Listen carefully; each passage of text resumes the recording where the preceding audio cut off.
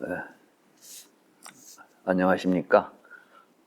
붓다나라 대표 이중각입니다. 지난 시간에 저희들이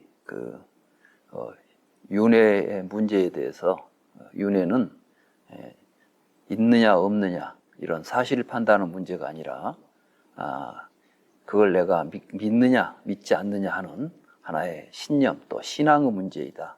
그렇기 때문에 이런 문제를 가지고 서로 다투고 서로 그걸 이제 이 상처를 주는 이러한 소모적인 논의는 의미가 없다. 그런 의미에서 윤회를 좀 더 윤회가 무엇인지 우리가 지금 알고 있는 윤회라는 것이 어떤 맥락에서 역사적으로 형성된 것인지 이런 이제 이야기들을 계속해서 진행해 볼까 합니다. 네. 윤회 사상이라고 하는 것이 인도에 원래 있었던 사상인 거잖아요. 네. 불교가 생기기 전부터. 제가 옛날에 들었던 이야기 중에 하나가 뭐였냐면 부처님이 인도에 태어나신 이유가 인도에 윤회 사상이 있기 때문이다라는 얘기도 들은 적이 있어요. 네. 그 말은 무슨 말이에요? 윤회 사상이 있는 곳이기 때문에 윤회에 대한 믿음이 기본적으로 있어서 부처님이 그 위에서 이제 일단 불교를 이제 설명하시기가 좋았다라는 이야기였던 것 같아요. 너무 웃으시는데요? 아니, 글쎄, 이제 그걸 우리는 어떤 이야기를 하면 네. 대부분 자기가 상상한 이야기를 사실인 것처럼 이야기해요. 그렇죠. 그건 이제 지금 부처님이 인도에서 태어난 게 윤회설 때문에 태어났다는 어떠한 역사적인 기록도 없고 사실도 없는데 네. 자기가 생각해 보니까 그렇더라. 그렇죠. 그러면 이제 그 이야기를 많은 사람이 하다 보면 그것이 사실이다가 된다고. 이런 것처럼 우리 주변의 어떤 이야기들은 사실이 아닌 것들이 사람들의 입에서 오르내리다가 사실인 것처럼 되어버린 일들이 참 많아요. 네. 윤회도 그 중에 하나입니다. 실제로 아까 말씀하셨듯이 윤회한다는 그 생각은 불교 고유 개념이 아니라 인도 전통의 개념이에요. 그래서 인도에는 오래전부터 사람들은 윤회할 것이다라는 생각이 인도 사람들은 그런 생각을 하고 살았던 것이죠. 그래서 오늘은 인도의 그 윤회 사상 이거에 대해서 좀 한번 이야기를 해볼까 합니다. 네. 윤회란 무엇인가 첫 시간이군요. 네. 이 윤회는 사람의 죽음과 연관되어 있습니다. 사람이 죽지 않는다면야 윤회한다는 이야기가 나올 리가 없지. 그래서 이제 근데 사람은 죽으면 다시 태어난다는 생각을 태어날 것이라는 생각을 아주 오래전부터 했어요. 다른 동물들은 죽은 시체를 장사 지내거나 뭐 이런 어떤 장례를 행하지 않아요. 그냥 죽으면 끝이야. 그럼 가버려 그냥. 그렇죠. 같이 가다가도 새끼가 죽으면 옆에 한참 바라보다가 어미는 떠나가 버려. 또 어미가 죽어도 새끼는 죽은 애미 옆에 안 있어. 좀 있다가 이제 잊어버려 그냥. 그런데 사람은 죽으면 무덤에 넣어놓고 또 제사까지 모시면서 대를 물려가면서 뭐 몇 대 우리가 지금 뭐 우리는 역사를 이야기하면서 당군 할아버지가 5,000년 전에 계셨다고 그분이 우리 조상이라고 이야기하지 않아. 그렇죠. 그만큼 우리는 이제 사람이 죽은 뒤에 사라진다기보다 기억 속에 오래 남게 되고 그래서 죽은 뒤에 어디 다음 세상에 가지 않을까라는 상상을 했겠죠. 네. 그래서 인간의 사후세계가 있을 것이다라는 생각을 한 것은 우리는 이제 역사적으로 여러 가지 고분들을 보면 거기에 부장품들이 있잖아요. 네. 왜 넣겠어요? 죽어서 사용하라고 넣은 거 아니에요. 그렇죠. 그러니까 사람은 죽어도 영혼은 죽지 않을 것이다 라는 믿음은 인류가 가지고 있는 오랜 생각입니다. 그 생각이 인도에서도 네. 있었기 때문에 이제 그런 생각들이 구체적으로 기록으로 남아있는 게 베다예요. 인도의 그 베다라고 하는 네. 힌두교의 성전 있지 않습니까? 그 베다 가운데서도 가장 성립이 오래됐다고 이제 알려져 있는 게 리그베다라고 하는 베다인데 이미 리그베다에 보면 사람이 죽으면 죽음의 왕, 이제 죽은 사람들이 가서 태어나는 세계가 있어요. 네. 있다고 생각했어. 그걸 이제 야마천이라고 불렀어요. 야마라고. 그리고 그 야마천의 천신일이 이제 야마천왕인데 그 야마천에 가서 태어날 것이다. 그리고 초기에는 상당히 낭만적이에요. 사람은 죽으면 다음에 하늘에 야마천이라는 좋은 하늘에 가서 태어날 것이다라는 생각을 하게 됐죠. 그래서 그런데 이제 좀 지나면서 다 가는 거 아닌 것 같다. 그래서 이제 좋은 일 한 사람들은 야마천에 가지만 제대로 바르게 살지 못한 사람은 암흑세계에 갈 것이다. 지옥의 탄생이군요. 이제 네. 그렇죠. 우리가 말하는 지옥이라는 말 개념 자체가 네. 네. 사실은 이제 땅이라는 개념하고는 천이라는 개념과 땅이라는 개념은 그 뒤에 중국에 와서 붙여진 이름이지 뭐 땅 밑에가 지옥이 있다는 생각은 안 해요. 네. 다만 고통스러운 곳, 나락가라는 말이 지옥이라는 말로 번역이 돼요. 네. 이 지옥이라는 말 자체가 우리가 나락에 빠진다 그러죠. 네. 네. 이건 산스크리트 나락가라는 말이 있어요. 그게 산스크리트에서 온 말이었어요? 그렇죠, 나락이. 오. 나락을 이제 한자로 번역하면 지옥이 됐어. 네. 그러니까 지옥에 빠진다나 나락에 떨어진다나 똑같은 말이에요. 네. 그럼 나락이라는 건 고통스러운 곳이란 뜻이에요. 땅 속에 있다는 뜻은 아니고. 네. 근데 이제 우리가 사는 세상 가운데서 행복한 곳은 저 하늘에 있을 거라고 생각하잖아요. 그래서 천당이라는 말도 대화, 천 이런 말들을 네. 사실은 그 구마라 집삼장이 한문으로 번역하는 가운데 천당, 지옥이라고 번역을 해놓으니까 우리가 지금 천당, 지옥 이런 말로 쓰고 있지. 네. 본래 뭐 저 하늘 위에 올라가면 있고 땅 밑에 지옥 있고가 아니라 천당은 여기도 있고 여기가 천당일 수도 있고 얘가 지옥일 수도 있는 거야. 말하자면 즐겁고 행복한 곳은 천당이고 괴로운 것이 지옥이지. 이게 나락가라는 말 자체가 땅 속에 있다라는 생각이 아니에요.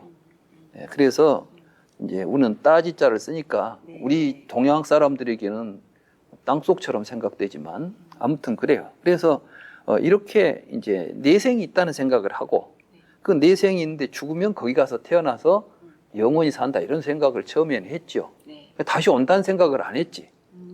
그땐 윤회의 개념은 없었고. 그렇죠. 그때는 이제 죽은 뒤에 내생이 있다. 그게 야마천이 있다. 이렇게 생각을 한 거예요. 그 야마천이 불경에도 나와요. 그래서 부처님도 사람이 그 죽은 사람에게 야마천왕이 죽은 사람에게 사자를 보낸다. 이런 이야기가 나온다는 거예요. 그럼 부처님도 배달을 믿고 지금 그 말씀을 하고 계실까요? 그걸 배달을 믿은다면 힌두교인이지. 그렇죠. 부처님은 저 브라만이지. 그렇죠. 사실은 그 당시 사람들이 가지고 있는 그 의식 세계에 비추어서 그 사람들에게 설법하기 위해서 야마천이 등장하는 거예요. 그러면 이제 왜 이제 그런 맥락에서 하냐면 사람이 죽었는데 죽어서 야마천이 간다는 거예요. 야마천이 그러면 묻는다는 거예요. 신문을 해. 어떻게 신문을 하냐. 천사경이라는 경이 있어요. 네. 그 천사가 뭐냐면 야마천이 보낸 사자야. 요즘으로 말하면 저승사자가 야마천 천사예요. 네. 이제 그 사자가 물어요. 이제 왕이 물어. 그러면 내가 너에게 사자를 보냈는데, 내 사신을 보냈는데, 너는 만나보지 못했느냐? 예, 못 봤습니다. 그럼 너 전에 너희 집에 사람이 누구 죽었지 않느냐? 예, 죽었습니다. 그게 바로 내가 보낸 사자다. 이건 무엇을 의미하냐 하면은 우리 앞에 벌어지고 있는 죽음들은 야마천이 우리에게 너도 죽는다는 사실을 알려주고 있는 경고다. 이런 의미로 말을 하면서 야마천의 사자라는 이야기를 하고 있어요. 그럼 거기서 정말 야마천이 사자를 보내가지고 사람이 죽었다는 이야기겠습니까? 부처님이 야마천이 보낸 사자라고 사람들이 이제 죽음의 신이 있는데 그들이 너희들에게 보낸 메시지가 뭐냐? 네 앞에서 죽어가는 사람들이다. 그러니 너도 죽는다는 사실을 알고 죽기 전에 죽음을 맞이할 때 떳떳하고 당당하고 행복하게 맞이할 수 있는 삶을 살아라. 이런 말씀을 하기 위해서 야마천이 등장하는데 그 말을 듣고 부처님도 야마천 천신 이야기를 하고 있으니까 부처님도 야마천이 하늘에 있다고 말씀하셨지 않느냐. 야마천 하늘이 있다. 이렇게 이제 이야기하는 것은 좀 부처님의 본의하고 네. 약간 좀 어긋난 것이 아니겠느냐. 네. 그래서 우리가 경을 읽을 때 경전에 나온 단어가 중요한 게 아니라 네. 그 경전에서 부처님이 우리에게 전해주고자 하는 메시지가 맥락이 중요하다. 이런 식으로 불경을 봐야지. 네. 거기 나온 윤회라는 불경 속에 단어가 있으니까 네. 부처님이 윤회를 주장했다. 이렇게 말해버리면은 거기는 좀 무리한 해석이 아니겠는가. 저는 이렇게 생각하는 거예요. 네. 그래서 이제 이러한 그 사람이 죽으면 다음 세상에 가서 태어난다는 생각이 다시 돌아온다는 생각까지 이제 발전하는 것은 네. 우파니샤드라고 하는 문헌 속에 등장해요. 아, 우파니샤드에서. 이 우파니샤드는 베다의 성립 시기가 BC 한 1300~400년, 500년까지도 봅니다만은, 네. 1500년까지 봅니다만은, 그런데 이제 우파니샤드의 그런데 이 베다, 리그베다 이런 베다를 우리가 이제 거쳐서 이제 브라마나라고 하는 문헌이 출현한 시기가 있어요. 이제 처음에는 쌍이따, 브라마나, 뭐 아라냐카, 우파니샤드 이렇게 불교의 사상, 종교 사상의 발전의 시기가 네. 이제 고대의 1500년에서부터 한 700~800년까지 BC 이렇게 쭉 내려오는 그 사상적 맥락이 있습니다. 네. 그때 이제 브라마나 시기에는 어떤 생각이 나오냐면 사람은 스스로 자기가 만든 세상에서 살게 된다. 오. 이런 이야기가 나와요. 그러니까 사람은 스스로 자기가 만든 세계에 태어난다. 이 이야기는 이제 다시 말해서 우리는 자기 세계를 만들어서 자기가 태어난다. 그러니까 죽어서 가는 세계는 네가 지은 업에 의해서 결정된다. 이런 이야기를 이제 이미 브라마나 문헌 속에 이런 문헌 이제 그 이야기들이 등장하지요. 굉장히 설득력 있는데요. 네. 그렇죠. 그러니까 네. 우리가 생각하는 윤회설 네. 그게 그렇게 단순하고 막 이런 게 아니에요. 이미 오랫동안 네. 인도에서 있었던 그 훌륭한 이제 철학자들이 네. 깊이 생각하면서 여러 가지 했던 그 결과물들, 사유 결과물들이 계속해서 축적되고 변화하면서 만들어진 사상이에요. 그걸 가지고 현실적으로 드러나는 어떤 사실을 보고 이야기한 게 아니라는 이야기지. 네. 윤회를 보고 누가 깨달아가지고 봤다. 보고 나서 우리에게 해준 전달해준 이야기가 아니라 네. 문헌을 보게 되면 이런 생각들이 계속해서 변하고 있는 걸 알 수가 있습니다. 윤회 이야기도. 그러다가 이제 우파니샤드에 오게 되면 오화이도설이라는 이제 이론이 나와요. 오화이도설. 오화이도. 네. 왜냐하면 이제 그 사람들은 불을 보셨거든. 배화교의 어떤 그 영향을 받아가지고 네. 네. 정통 브라만들이 제사를 모실 때 불을 피우고 제사를 지냈잖아요. 네. 그럴 때 이제 이 불을 이제 무엇을 제물로 해서 불을 올리느냐 이렇게 해서 이제 제물로 바치는 것을 5가지로 설정해서 오화라고 그래. 그럼 오화에 의해서 2도 2가지 길이 인간의 미래에 열린다는 거예요. 그래서 이제 이 오화라는 것은 처음에는 사람이 죽으면 이제 화장을 해. 네. 화장을 할 때 이제 불을 피우잖아요. 네. 그 재화에 의해서 이제 그 불에 의해서 사람의 영혼이 연기를 타고 하늘로 올라가요. 하늘로 올라가 가지고 거기서 이제 머물 동안 네. 뭐 이제 태양이 남행하는 것 또는 뭐 북행하는 것 이거는 이제 우리가 그 겨울이 되면 북행을 하지 않아요? 네. 여름이 되면 남행을 하고 태양이 이렇게 되죠. 이 적도를 중심으로 해서 이제 태양의 그 주기가 네. 이제 형성되잖아요. 인년 반년 또는 달이 차고 기우는 거 있잖아요. 이런 현상을 가지고 달이 차오르는 15일 동안은 그때 영혼이 착한 일을 하는 영혼들은 천당으로 가게 되고 달이 기우는 15일 동안에 그 머물면서 이제 다시 이 땅에 오는 조상의 길을 가게 돼. 그래서 이제 사람이 죽으면 자기가 지은 업에 의해서 천도를 가거나 조상의 길, 조도를 가거나. 이게 조상의 길과 천당의 길이라는 2길이 있다. 천당으로 천도로 가게 되면 브라만천으로 가서 거기서 영생을 누리게 돼요. 이제 더 이상 생사가 없어. 이게 이제 그들이 말하는 해탈이에요. 아, 그러네요. 네. 그리고 다시 이제 이 영혼은 비를 타고 구름이 돼가지고 빛 속에 끼어서 내려와 가지고 초목 속에 들어있다가 생물들이 먹고 정자가 돼가지고 이제 다시 생명을 받게 되는. 그러니까 굉장히 과학적이고 자연 현상과 더불어서 윤회를 상상했겠죠. 네. 그렇게 해서 이제 우리 몸 속에 정자가 돼서 생명을 받게 되면 업에 따라서 좋은 집에도 태어나고 나쁜 집에도 태어나고 저 짐승으로도 태어난다. 이런 이제 이야기. 그래서 조상들은 계속해서 조도를 돌아다녔던 거예요. 그러니까 우리 인간들은 돌아가 죽으면 다시 내려온다는 것이지. 그러니까 이건 이제 윤회라기보다도 환생에 가깝죠. 다시 이 세상으로 오는 거예요. 그러니까 세상은 단지 위와 아래만 있는 거지. 올라갔다 다시 내려온다. 이 오화이도설이라고 하는 게 윤회설의 가장 원시적인 형태로 초기 우파니샤드에 등장하게 되고, 이 오화이도설이 만들어지던 시대가 바로 부처님께서 활동하시던 바로 빛이 이 찬도기아 우파니샤드에 이제 등장하는데, 이 찬도기아 우파니샤드는 고대 우파니샤드 가운데서 상당히 오래된 고층에 속한 우파니샤드고, 그 우파니샤드 성립을 BC 한 7세기, 8세기로 보는데 부처님이 6세기, 7세기 분이잖아요. 그러니까 부처님이 살아 계시던 시대에는 오화이도설이 인도 사람들에게 사후의 세계에 대한 믿음으로 알려져 있었을 것이고, 윤회를 이야기한다면 부처님은 그러한 식의 구도, 그 사람들 의식 세계 속에서의 그들이 이야기하는 윤회를 이야기했을 거예요. 근데 이 무렵이 굉장히 중요한 게, 우파니샤드 시기에 정통 브라만교를 부정하는 새로운 사상들이 등장해요. 이게 이제 슈라마나 사만나, 또 부처님도 사문이라고 그러잖아요. 이런 이제 사문들이 등장해가지고 이 사람들 가운데는 윤회를 아예 부정하는 사람들이 있어. 그건 이제 로카야타. 이 사람들은 유물론자들이에요. 아지타, 깨사감발린 같은 이런 사람들은 지수화풍 4대만 있다. 물질만 있어가지고 있지 정신은 없다. 그러니 뭐 윤회한다는 말 자체가 성립이 안 되지. 윤회할 놈이 없는데 무슨 윤회가 되냐. 그래서 이제 아예 그냥 윤회 이런 것들은 이제 내세 이런 걸 다 부정해버리죠. 그런가 하면은 이게 아트마는 아니지만 영혼이라 지바라고 하는 이제 개념이 등장해요. 지바라는 건 생명이라는 뜻인데, 생명을 가지고 있는 실체가 있다. 지수화풍도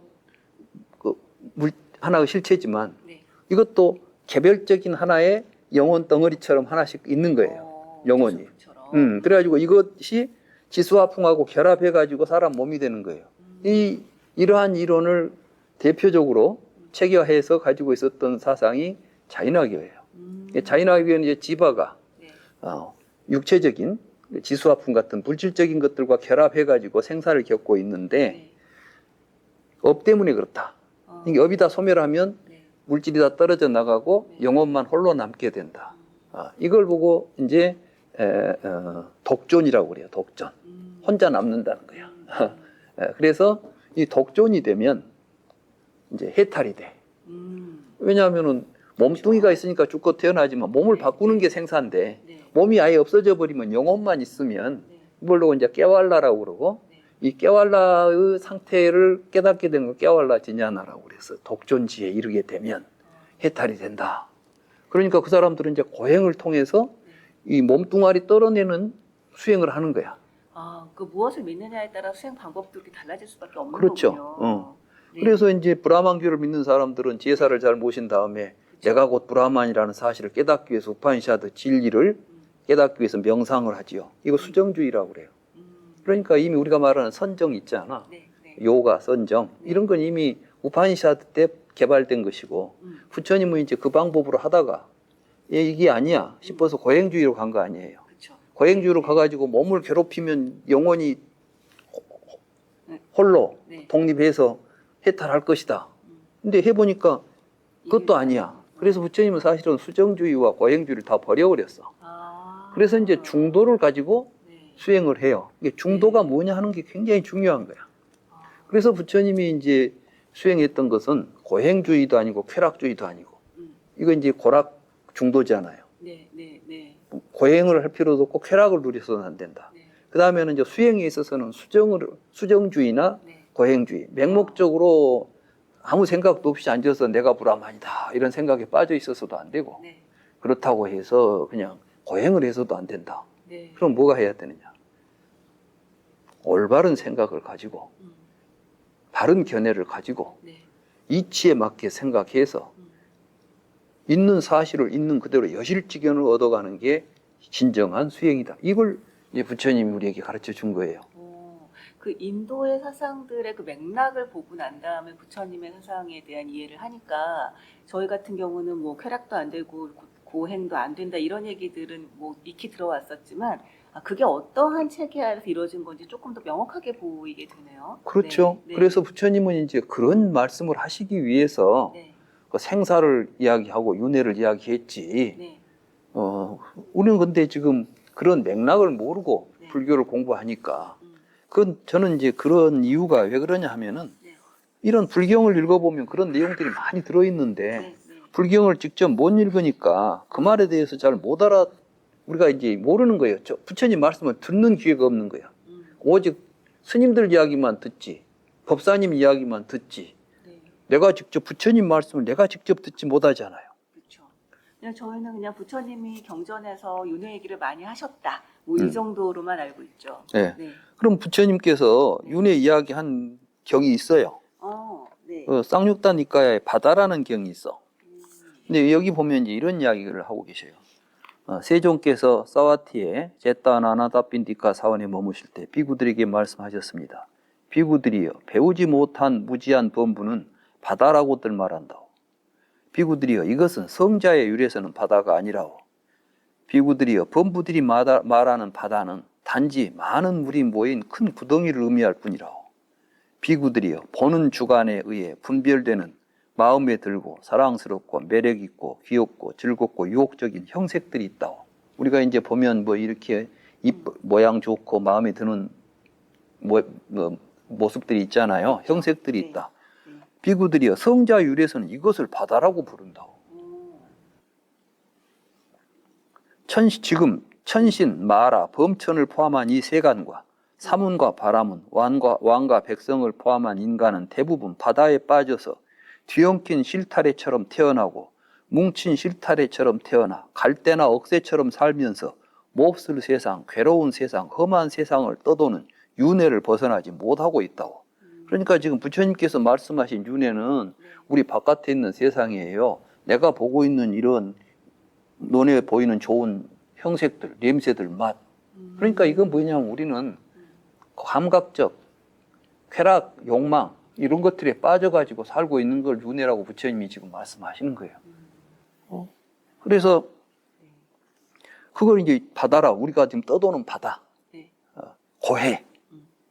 부처님 말씀하신 고해는 뭐냐면 내가 눈으로 보고 좋다고 하는 것들, 눈에 보이고 귀에 들리고 하는 이게 안이비설신이를 통해서 보이고 들리고 이런 것들이 너희들이 지금 그 속에서 빠져가지고 헤매고 돌아다니는 윤회의 세계야. 그런 이야기를 하고 있잖아요, 지금. 보통 윤회 세계 고해 이런 거 얘기를 할 때는 다 이렇게 고통스럽고 막 싫고 힘들고 약간 이런 얘기들을 할 것 같은데 여기서는 이 정말 말 그대로 마음에 들고 사랑스럽고 매력있고 귀엽고 즐겁고 유혹적인 그 형색들이 바다다라고 얘기를 하고 있네요. 이 안에 빠져있으면 좋을 것 같은데 이게 고통스러운 거군요. 네. 그러면서 이제 세상 사람들은 또 그걸 가지고 자기들이 세계라고 부르는 거예요. 그러니까 우리가 보는 세계는 내가 보고 듣고 냄새맡고 맛보고 만진 것들을 우리가 세계라고 부르고 그 세계 속에서 내가 지금 태어나서 죽는다는 생각을 하고 그 속에서 고통을 겪고 있는 걸 바다라고 부르고 그게 바로 고해고 그게 바로 윤회다. 거기를 벗어나라 이렇게 말씀하고 있는 겁니다. 그래서 이제 또 이런 말씀을 쌍유타 니까야에 보면 세종께서 사와티의 제타나나다빈디카 사원에 머무실 때 비구들에게 말씀하셨습니다. 비구들이여 무엇이 있을 때 무엇을 취하여 무엇을 집착하여 세간은 상주한다. 세간은 상주하지 않는다. 세간은 끝이 있다. 세간은 끝이 없다. 육신이고 수명이다. 수명과 육신은 다른 것이다. 사후의 열애는 있다 없다. 뭐 이런 견해가 생길까? 그러니까 뭐 죽어서 상주한다는 사람은 사람이 죽으면 윤회에서 다음 세상에 간다는 상주가 있고 또 단멸의 날 죽으면 그만이라는 생각도 하잖아요. 부처님께서는 왜 사람들은 그런 생각을 하지? 이렇게 우리한테 이제 묻는 거예요. 그러고 나서 대답이 그래요. 비구들이여 몸에 형색이 있을 때 몸의 형색을 취하여 몸의 형색을 집착하여 그와 같은 견해가 생긴다오. 느끼는 마음, 생각하는 마음, 유의를 조작하는 행위들을 분별하는 마음도 이와 같다고. 이게 뭐예요? 색수상행식 오온. 이게 우리는 그렇죠. 오온을 네. 나라고 붙잡고 있으니까 이놈을 가지고 이놈이 영원히 사는지 안 사냐 이런 이야기를 하고 있다는 거예요. 그래서 몸의 형색이나 느끼는 마음, 생각하는 마음, 유의를 조작하는 행위들을 분별하는 마음은 지속하는가 지속하지 않는가. 그러니까 오온은 무상하다 이런 이야기 하잖아요. 네, 네. 이게 다 이제 이런 맥락에서 부처님이 오온을 이야기하고 이게 아까 말씀드린 중도에서 보면 네. 우리는 세계가 영원하냐 영원하지 않냐 그 이야기를 하는 게 아니라 이 생각이 일어나고 있는 뿌리가 어디에 있는가를 보니까 터무니없이 오온을 나라고 붙잡고 있으니까 이놈이 죽은 뒤에도 태어나냐 죽으면 그만이냐는 말을 한다는 거야. 오온이 무상하고 실체가 없다면 이놈이 나라고 할 만한 것이 없다고 한다면 죽은 뒤에 뭐가 있네 없네 윤회 하네 마네 하는 이야기를 할 필요가 있겠어요 할 없겠어요? 필요가 없죠. 없잖아. 네, 네. 그 이야기 그걸 깨달으라고 이야기하기 위해서 지금 윤회 이야기를 꺼낸 거야. 그러니까 윤회한 생각을 벗어나라. 윤회하지 말라고 우리에게 가르쳤는데 부처님이 윤회를 하라고 가르쳤다고 해버리면 말이 안 되는 이제 생각을 우리가 지금 하는 거지. 네. 왜 윤회가 있다는 생각을 우리는 하게 될까? 윤회가 없다는 생각이나 있다는 생각은 왜 하게 될까? 그게 바로 오온을 나라고 집착하고 있기 때문이다. 그렇죠. 그 이야기를 지금 부처님이 말씀하시면서 그러니까 오온을 나라고 집착하지 않으면 네. 윤회한다는 생각 자체로부터 벗어날 수가 있다. 있다 없다라는 얘기를 할 필요조차도 없게 아이고 되는 그거 거죠. 이야기가 무슨 의미가 있겠어. 그러네요. 뭐, 아니 거북이 털어기 토끼 뿔이 있네 없네 다툴 필요가 없다니까. 그런 이야기는 무의미하다는 거죠. 네. 또 안구따라니까에 보면 이런 이야기도 나와요. 비구들이여 네 가지 법에 대한 몰지각과 몰희애가 이렇게 오랜 세월 나와 그대들을 윤회하게 했다고. 부처님이 윤회하게 했다니까 또 나오잖아. 네. 부처님도 오랜 세월 윤회했다 하지 않냐 깨닫기 전에. 네. 이런 이야기가 나오니까 윤회가 있다는 주장은 또 이 경에 근거하면 돼요. 그러면 그 말을 왜 했느냐? 비구들이여 네 가지 법에 대한 그 몰지각과 몰희애라고 그랬잖아. 네. 비구들이여 거룩한 계행에 대한 몰지각과 몰희애가. 그 다음에 거룩한 통찰 삼매에 대한 또 통찰지에 대한 거룩한 해탈에 대한 그러니까 이게 뭐냐면은 계정해 해탈 이걸 모르고 있다는 거야. 그러니까 계정의 해탈이 무엇이냐면 오온이 내가 아니라는 사실을 깨닫고 실천하고 살아가는 삶이에요. 이걸 안 하고 살았기 때문에 내가 있다는 생각을 가지고 계속 살면서 나를 집착하고 살았기 때문에 아까 말한 윤회의 세계가 전개됐다면 여기서 벗어나려면 뭘 해야 되느냐? 나라고 할 만한 것이 없다는 사실을 깨닫고 계행을 실천하고 계정의 사막을 잘 닦아서 그러한 헛된 망상이나 집착으로부터 벗어나는 걸 해탈이라고 부른 거예요. 그러면 윤회라는 생각 그건 자취도 없이 사라진다. 이런 이야기를 하는 것이죠. 그래서 비구들이여 열에는 거룩한 계행을 자각하고 통달했으며 거룩한 삼매를 자각하고 통달했으며 거룩한 통찰지는 내가 이제 반야를 통찰지라고 번역했어요. 반야를 자각하고 통달했으며 훌륭한 해탈을 자각하고 통달했기 때문에 존재에 대한 가래가 끊어지고 존재로 유도하는 것이 소멸하여 다음 존재가 없다고. 후유라는 건 이제 내가 다음에도 존재한다 이런 생각이 사라진다는 거예요. 그러니까 부처님께서는 그 당시 인도 사회에 있었던 여러 윤회한다는 생각 속에 빠져가지고 서로 인내 엄내 하면서 뭐 있으니까 수행을 이렇게 해야 된다. 이렇게 하면 윤회를 벗어난다. 뭐 이런 이제 수행들 많이 있었잖아요. 이런 것들이 얼마나 쓸데없는 허망한 이론인가 이런 것들을 깨닫고 바르게 깨달아서 살아가는 법을 가르쳤어요. 그 이야기 하려고 윤회 이야기가 나왔지. 윤회를 그런 식으로 우리가 알고 있는 식의 윤회는 아닌 거예요. 그러니까 윤회를 이야기하더라도 부처님께서 지금 말씀하시는 윤회가 무엇을 의미하는지를 알고 이제 그것에 대해서 우리가 논의를 해야 되는데 네. 그것도 없이 자기가 알고 있는 윤회를 가지고 불교 윤회라고 생각하고 그 윤회를 가지고 있냐 없냐 문제로 또 비약해 버리면 그 논의는 굉장히 무의미하고 결국 우리에게 아무런 도움이 되지 못하는 논의가 될 것이다. 저는 그렇게 봅니다. 그래서 이제 인도에서 네. 윤회설이 있었고 그런 윤회설이 나타나서 이제 세상 사람들에게 알려졌던 시기에 부처님께서 출연하셔가지고 그 문제에 대해서 부처님은 어떤 입장을 가지고 있었는지를 오늘 살펴보았습니다. 네. 인도의 사상을 듣고 나니까 실제로 우리가 뭐 윤회에 대해서 갖고 있던 생각 자체가 굉장히 좀 얄팍했구나. 그러니까 좀 더 부처님의 그 뜻을 이해를 하기 위해서라면 조금 그 맥락이라는 걸 좀 살펴볼 필요가 있겠다라는 생각을 또 하게 됩니다. 당연합니다. 네. 어떤 이야기를 하려면 맥락 없이 이야기하면 뜬구름 잡기야. 그 무슨 말인지도 모르게 자기 이야기만 하는 것이지. 네. 그렇게 해서는 논의가 될 수가 없어요. 네. 그러면 이제 서로 비난만 하게 돼. 내 말이 맞다, 너는 틀렸다 하고 싸움만 하게 돼. 네. 사실은 부처님 가르침은 싸우지 말자는 가르침이지 싸우자는 가르침이 아닙니다. 네. 그런데 우리가 불교를 공부하면서 같은 불자라는 이름을 가지고 있으면서 서로 너는 아니다, 내가 맞다. 부처님이 제일 싫어하는 태도예요. 나는 맞고 너는 틀렸다가. 저는 누가 맞다 틀렸다를 이야기하는 게 아니라 네. 윤회는 이런 식으로 논의가 된 바가 있고 또 이런 식의 논의 속에서 부처님은 이런 식으로 윤회에 대해서 말씀하셨다 이렇게 말하지 부처님도 윤회가 없다고 했다 뭐 이런 이야기는 이제 부처님은 윤회 한다고 했지 뭐 윤회가 있다고 말하잖아요. 근데 부처님 말씀하신 윤회는 우리가 알고 있는 윤회와는 다른 의미의 윤회니까 네. 네. 이제 그렇게 이해를 해야 되겠다. 저는 그런 말씀을 좀 드리고 싶습니다. 네. 이 시간에는 인도의 부처님 당시까지 윤회에 대한 여러 가지 이야기들이 어떤 식의 이야기들이 전개되고 있었는지 그러한 맥락에서 부처님은 윤회에 대해서 어떤 생각을 가지고 계셨는지 이런 이야기를 좀 살펴보았습니다. 예.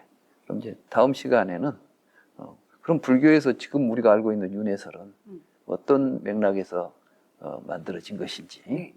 네. 그런 이야기를 좀 한번 살펴볼까 합니다. 기대됩니다. 네. 예.